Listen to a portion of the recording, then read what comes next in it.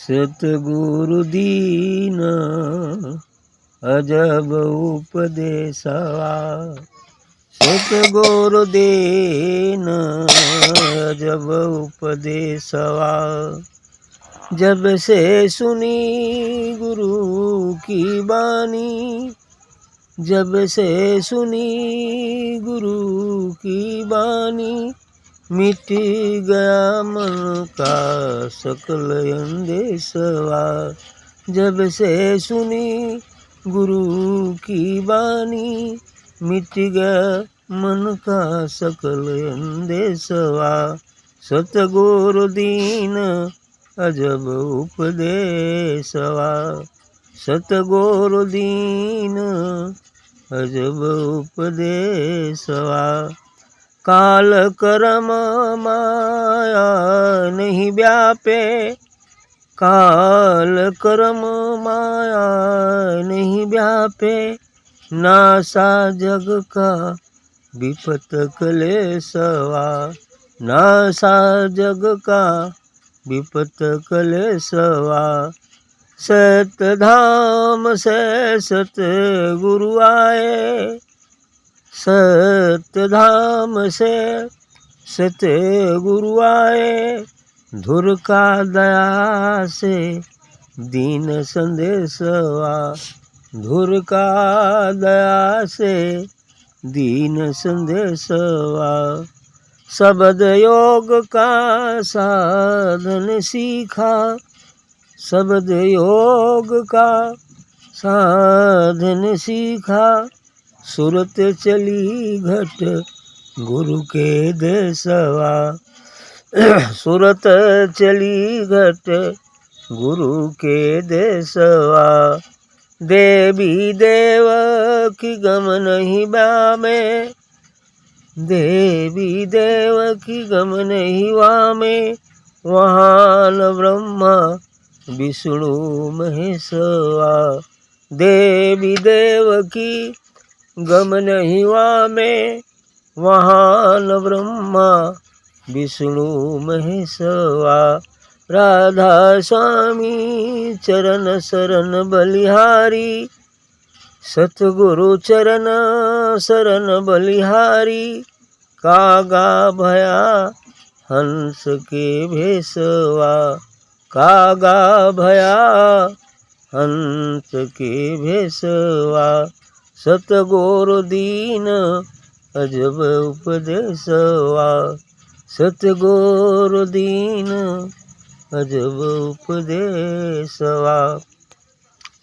अच्छी बात है। सतगुरु दीन अजब उपदेशवा। सतगुरु जो बोलते हैं वो उस सचखंड उस अमर लोक की ही बात बताते हैं, इसलिए सतगुरु दीन सतलोक से ही वो आते हैं, तो इसलिए सतलोक की ही बात बताते हैं।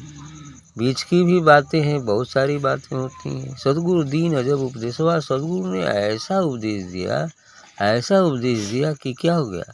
जब से सुनी गुरु की बानी, जब से मैं उस सतगुरु की बानी को सुना है, मिट गया मन का सकल अंदेशवा। मन में जो भी भ्रम था, जो भी भ्रम था, दुविधा थी, वह सब मिट गया। अब कोई भ्रम, कोई दुविधा नहीं रह गई।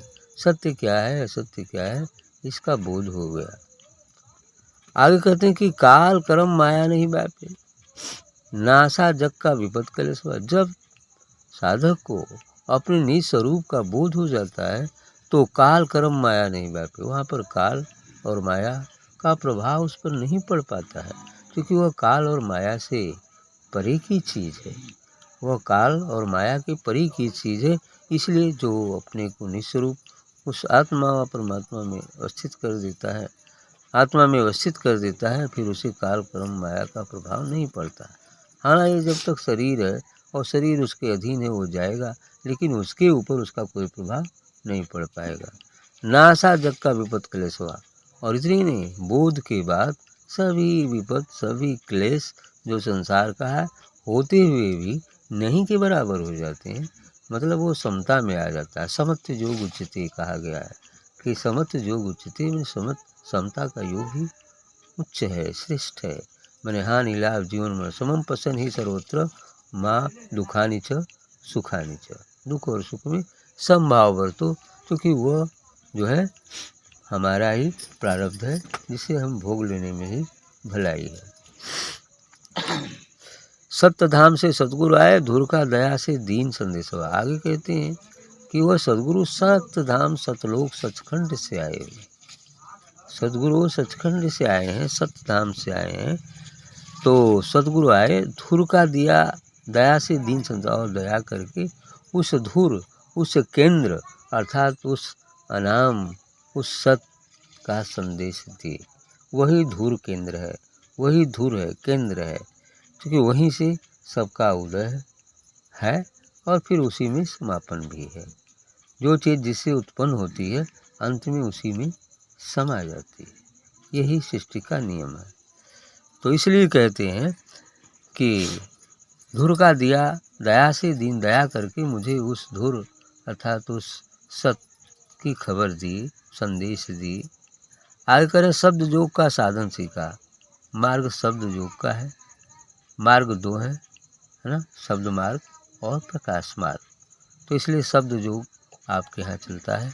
तो शब्द योग का साधन सीखा और तुरंत चली घट गुरु की दिशा, और इस प्रकार साधना करते करते जो है यह सुरति, ये आत्मा धीरे धीरे गुरु के देश की तरफ चल उठी, यानी पहुँच गई जो है अमरलोक, अपने निज देश पहुँच गई, है ना, गुरु के दिशवा। आगे कह रहे हैं कि उस देश में होता क्या है।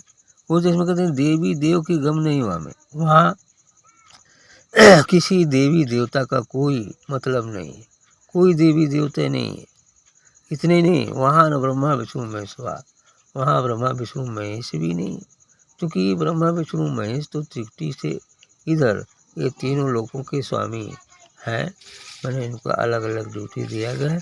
अपनी जगह पर ये ब्रह्मांड के लिए भगवान है और ये सृष्टि के रचयिता, पालन करता और संहार करता है। अपनी जगह पर इनका महत्व है, लेकिन उस देश में अमरलोक व सचखंड में इनका कोई प्रवेश नहीं। राधा स्वामी चरण शरण बलिहारी, कागा भया हंस के विश्वा। अब यहाँ कहते हैं राधा स्वामी सदगुरु के उस चरण और शरण जाने की बलिहारी है, कृपा है कि कागा जो है हंस का भेष धारण कर लिया। जब तक जीव अज्ञानावस्था में है तब तक वो काग है, कौवा है, लेकिन वही जीव साधना सत्संग के माध्यम से जब आगे अपने निज स्वरूप को प्राप्त हो जाता है तो वह हंस बन जाता है। फिर हंस बन गया तो मोती चुनेगा। क्षीर नीर विवेकी होता है, सत्य को पकड़ेगा, असत्य को छोड़ देगा। यही क्षीर और नीर का विवेक करना है कि नीर असत्य है और क्षीर सत्य है, अर्थात सत्य चीज़ों को ऐसा महापुरुष वो पकड़ता है, जो असत्य होता है उसे छोड़ देता है। यही इसीलिए उन्हें हंस की भी उपाधि थी। ठीक।